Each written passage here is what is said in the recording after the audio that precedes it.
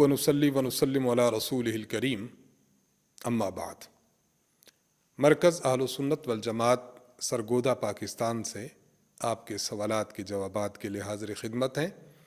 جو احباب ہمیں اپنا سوال بھیجنا چاہیں ہمارا ای میل ایڈریس نوٹ فرمائیں: markaz.edu87@gmail.com markaz.edu87@gmail.com اردو زبان میں اپنا سوال لکھ بھیجیے، انشاءاللہ مرکز کی طرف سے اس کا جواب دے دیا جائے گا۔ رمضان المقدس کا عظیم مہینہ اللہ تعالیٰ نے ہماری زندگی میں ایک بار پھر مرحمت فرمایا ہے۔ خوش قسمتی کی بات ہے ان لوگوں کے لیے کہ جو اس مہینہ کی قدر و منزلت جانتے ہوئے اس میں عبادات سر انجام دیتے ہیں۔ دن کو روزہ رکھنا، رات کو تراویح میں قرآن کریم پڑھنا اور سننا، اور بقیہ اوقات میں تلاوت قرآن پاک، دعاؤں کا اہتمام، استغفار کا اہتمام، ذکر اللہ کا اہتمام کرنا، یہ بہت بڑی سعادت ہے۔ اللہ تعالی ہم سب کو یہ سعادت عظمیٰ نصیب فرمائے، آمین۔ شروع کرتے ہیں آج کے پہلے سوال سے۔ پہلا سوال ہم سے پوچھا ہے قائم دین صاحب نے بنو سے۔ سوال پوچھتے ہیں کہ امام اگر تراویح 3 رکعت پڑھا دے، درمیانی قعدہ نہ کرے یا کر لے تو نماز کا کیا حکم ہے؟ دیکھیے، آپ نے 2 صورتیں لکھی، ہم دونوں صورتوں کا حکم عرض کر دیتے ہیں۔ امام نے 3 رکعت پڑھائی لیکن درمیانی قعدہ امام نہیں بیٹھا، 1 رکعت پڑھی، دوسری پڑھ کر فوراً کھڑا ہو گیا اور تیسری پڑھ کر پھر بیٹھ گیا اور سلام پھیر دیا۔ 3 رکعت پڑھائیں، درمیانی قعدہ نہیں کیا۔ اگر اس طرح کسی امام نے تراویح پڑھائی ہے تو تینوں کی تینوں رکعات تراویح کی نہیں ہوئی، تینوں فاسد ہو گئیں۔ اب اگر وقت موجود ہو، کسی دن ایسا ہو جائے وقت موجود ہے، تو پھر 2 رکعت تراویح دوبارہ پڑھیں اور ان 3 رکعتوں میں جتنا بھی قرآن پڑھا گیا اس قرآن کو دوبارہ دہرائیں۔ ایک صورت تو یہ۔ اور اگر وقت گزر گیا ہو تو دوسرے دن جو قرآن کریم ان 3 رکعتوں میں امام صاحب نے پڑھا تھا اس قرآن کریم کو دہرا لیا جائے، تراویح کے دہرانے کی ضرورت نہیں ہے۔ ایک صورت تو یہ ہے کہ جب درمیانی قعدہ نہ کیا ہو، اور اگر امام نے درمیانی قعدہ کیا ہے، اب حکم یہ ہے کہ درمیانی قعدہ کر کے کھڑا ہو گیا، 1 رکعت مکمل کر لی، پھر بیٹھ کر سلام پھیر دیا، تو اس میں ضروری تھا کہ یہ سجدہ سہو کر لیتا۔ سجدہ سہو کر لینے سے اس کے پہلی 2 رکعتیں اور پہلی 2 رکعتوں میں پڑھا گیا قرآن یہ کاؤنٹ ہو جاتا، تیسری رکعت یہ ساقط الاعتبار ہو جاتی، تیسری رکعت میں جو قرآن شریف پڑھا گیا تھا اس کو دہرانا ضروری ہوتا۔ اور اگر امام نے سجدہ سہو نہیں کیا،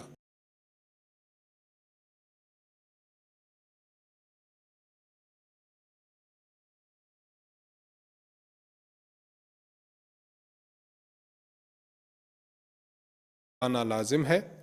جو پہلی 2 رکعتوں میں قرآن پڑھا گیا اس کو دہرانے کی ضرورت نہیں، تیسری رکعت میں جو قرآن کریم پڑھا گیا اس کو دہرانے کی ضرورت ہے۔ اور اگر وقت گزر گیا ہو تو بس اگلے دن صرف تیسری رکعت میں جو قرآن کریم پڑھا گیا تھا اس کو دہرانے کی ضرورت ہے۔ یہ تفصیل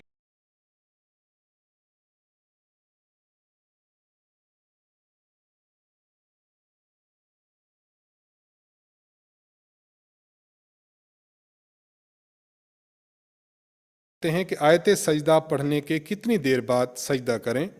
نمبر 2، سجدہ کرنے کا صحیح طریقہ کیا ہے؟ بہتر تو یہی ہے کہ آپ قرآن شریف پڑھ رہے تھے، آیت سجدہ آئی ہے تو آیت سجدہ پڑھ کر آپ فوراً سجدہ کر لیں۔ لیکن اگر کوئی شخص فوراً سجدہ نہیں کرتا، ڈیلے کرتا ہے، تو ڈیلے کرنے کی بھی اجازت ہے، لیکن اتنا ڈیلے نہ کیا جائے کہ اس کو پڑھنے کا موقع ہی نہ ملے۔ ایک تو یہ۔ دوسرا، سجدہ تلاوت کرنے کا طریقہ کیا ہے؟ تو سجدہ تلاوت کرنے کا طریقہ یہ ہے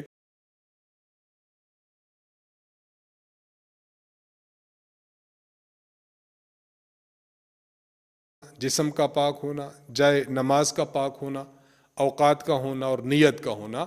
جو شرائط نماز کی ہیں وہی شرائط سجدہ تلاوت کی ہیں۔ اس لیے سجدہ تلاوت کرنا ہو تو قبلہ رخ کھڑے ہو جائیے، کھڑے ہو کر اللہ اکبر کہیں اور سجدے میں چلے جائیں۔ سجدہ کریں اور سجدے میں 3 مرتبہ سبحان ربی الاعلیٰ کہیں، پھر آپ اٹھ کھڑے ہوں، ایک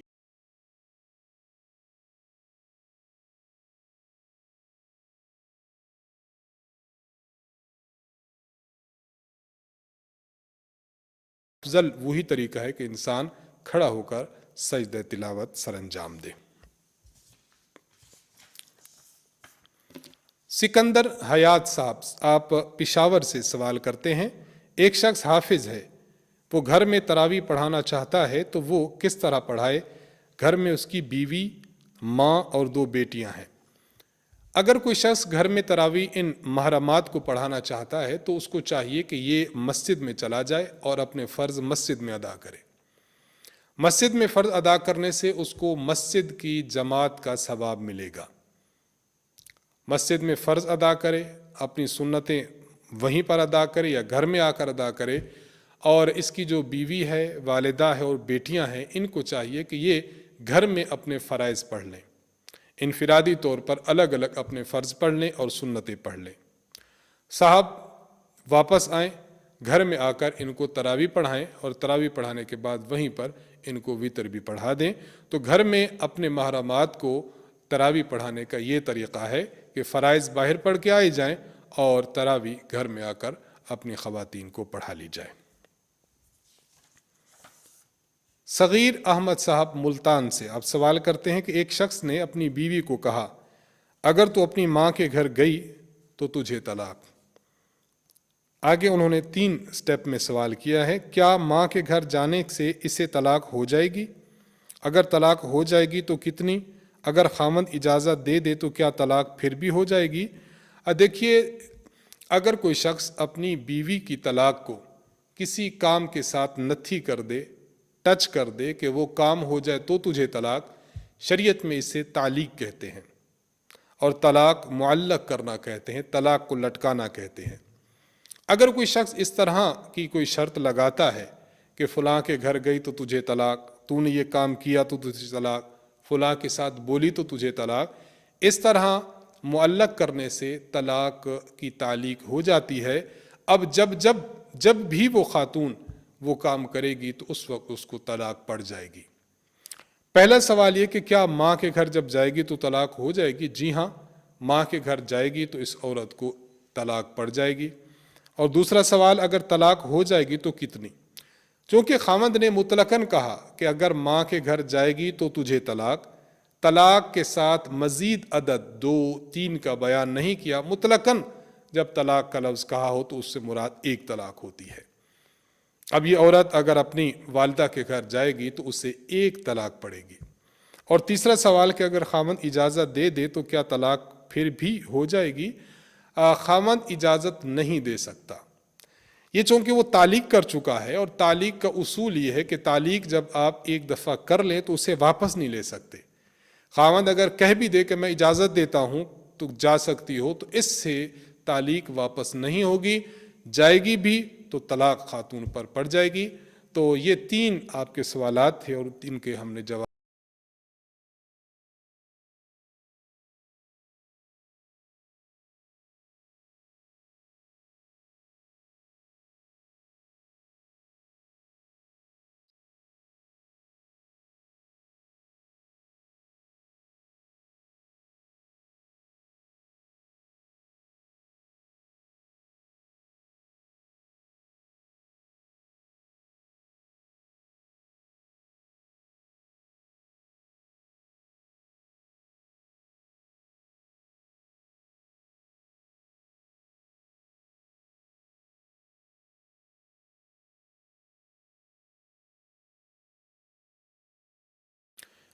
شاکر اللہ صاحب پشاور سے سوال کرتے ہیں کہ حائضہ عورت قرآن پڑھ سکتی ہے اور اسے ہاتھ لگا سکتی ہے یا نہیں؟ جامع ترمذی حدیث نمبر 131، حضرت عبداللہ بن عمر رضی اللہ عنہما سے روایت ہے کہ رسول اللہ صلی اللہ علیہ وسلم نے فرمایا، حائضہ عورت اور جنبی یہ قرآن کریم نہیں پڑھ سکتے۔ اس روایت سے بات معلوم ہوتی ہے کہ حائضہ کے لیے قرآن کریم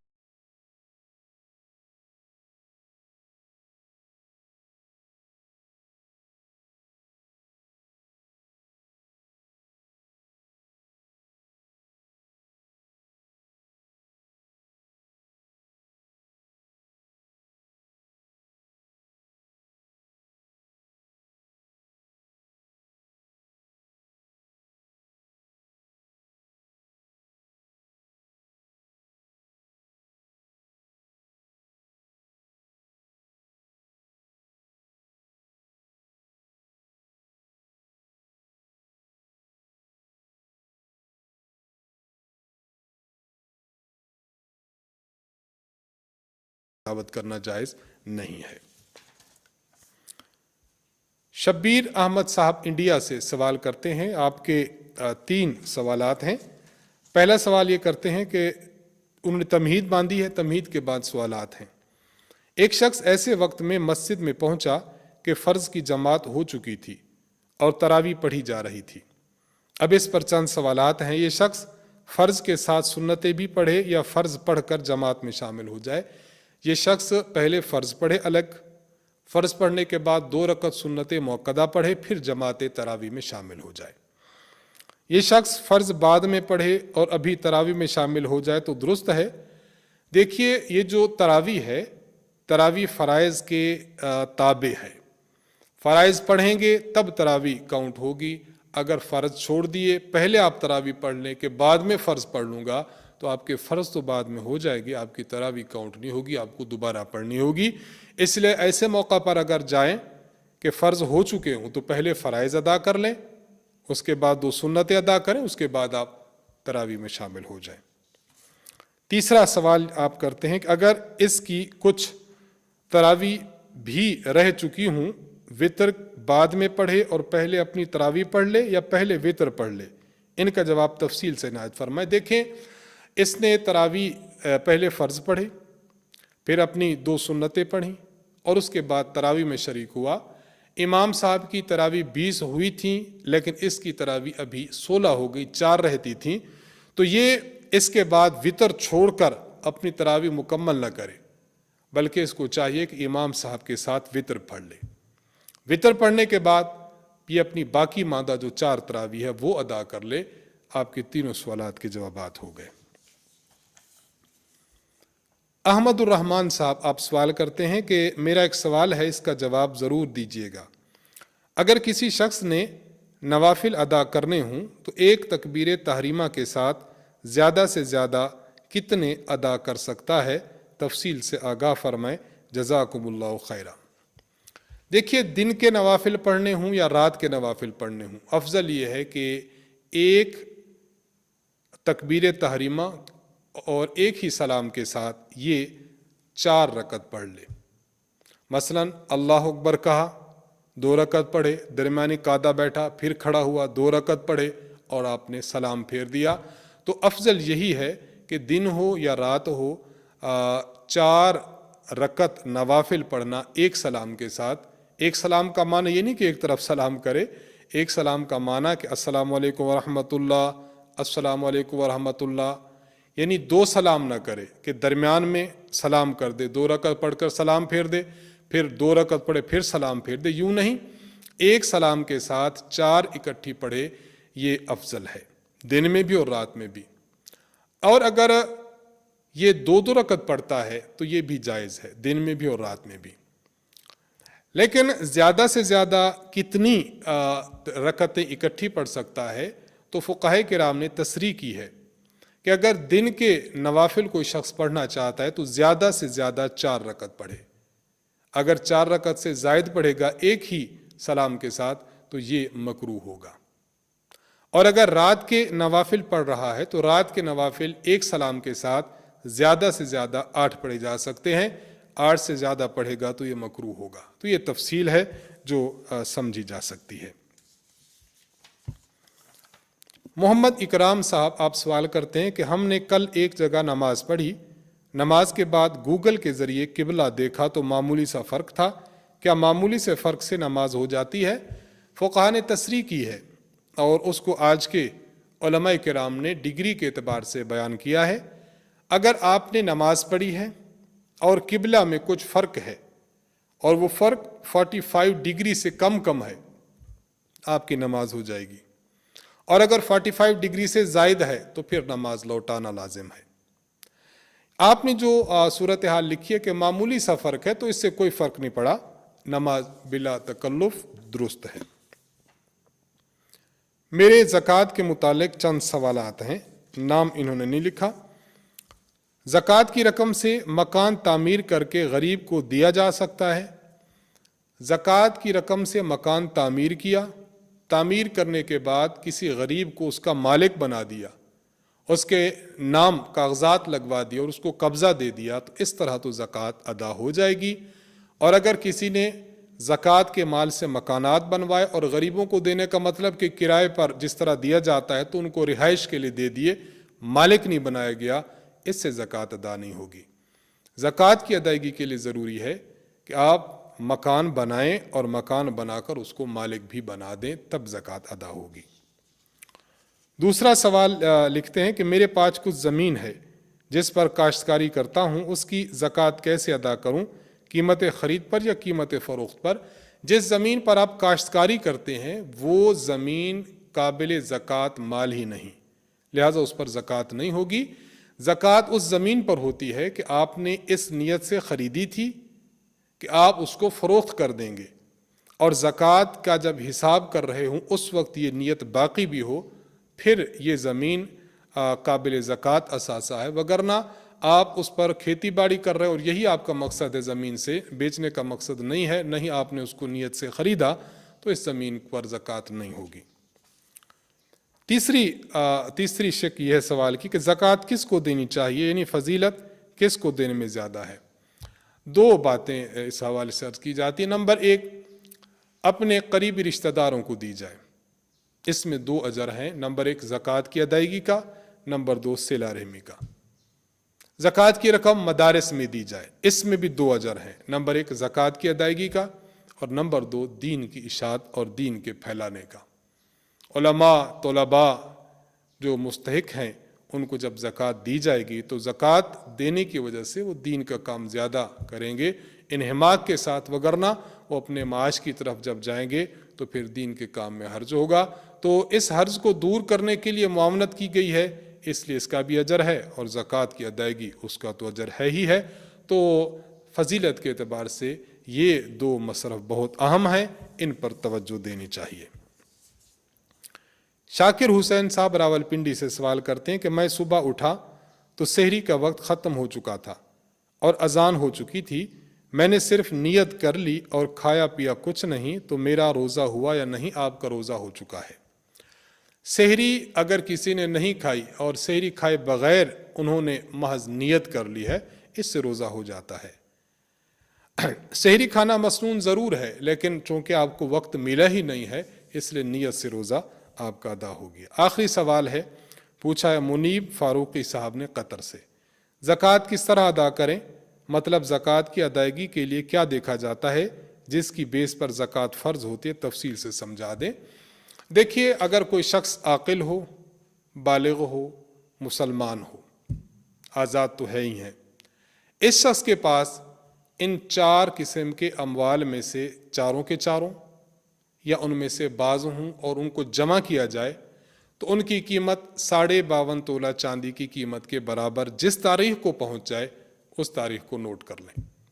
4 اموال میں نمبر 1 سونا، جس شیپ میں بھی ہو، ڈلی ہے، زیور ہے، سکہ ہے، برتن ہے، جس شیپ میں ہو۔ چاندی بھی اسی طرح، نقدی رقم کسی ملک کی کرنسی ہو، اور نمبر 4 مال تجارت، آپ نے کوئی چیز خریدی تھی، مثلا گاڑی، پلاٹ، دکان، مکان، اس نیت سے کہ اس کو آگے بیچ دوں گا اور وہ نیت تاحال باقی بھی ہو، ان 4 قسم کے اموال یا ان میں سے بعض اموال آپ نے ان کو دیکھا کہ جس تاریخ کو ان کی قیمت 52.5 تولہ چاندی کے برابر ہوئی، اور آج کل 52.5 تولہ چاندی تقریباً 88,000 روپے ہے، اس کے برابر ہو گئی جس تاریخ کو ہوئی، آپ اس تاریخ کو نوٹ کر لیں۔ مثلا آپ کے پاس یہ مال 52.5 تولہ چاندی کے برابر ہوا ہے 1 رمضان کو، اب آپ اس کو چلنے دیں، یہ سال چلنے دیں، چلتے چلتے اگلے سال 1 رمضان کو پھر آپ حساب کریں، آپ کے پاس ان 4 اموال میں سے چاروں یا ان کا بعض موجود ہے اور ان کی قیمت آپ نے دیکھی، اگر ان کی قیمت 52.5 تولہ چاندی کے برابر اب بھی ہے تو اب آپ نے موجود مال پر زکوٰۃ ادا کرنی ہوگی۔ یہ مختصر سی تفصیل ہے۔ مزید اس حوالے سے ہم یہ عرض کریں گے کہ ہماری ویب سائٹ www.ahnafmedia.com اور ہمارا فیس بک پیج احناف میڈیا سروسز، وہاں پر زکوٰۃ کے معلوم کرنے کا ایک خود کار فارم ہے، اس فارم کو ڈاؤن لوڈ کیجئے، اس کی جو ریکوائرمنٹس ہیں وہ پوری کیجئے، تو آپ کو معلوم ہو جائے گا کہ آپ پر زکوٰۃ بنتی ہے یا نہیں، اور بنتی ہے تو کون کون سی چیزیں اور اثاثہ جات ہیں جن پر آپ نے زکوٰۃ دینی ہے، اور کون کون سی ہیں کہ جن پر زکوٰۃ نہیں دینی، تفصیل وہاں ملاحظہ کی جا سکتی ہے۔ انہی سوالات کے جوابات کے ساتھ ہماری آج کی محفل کا اختتام ہوتا ہے۔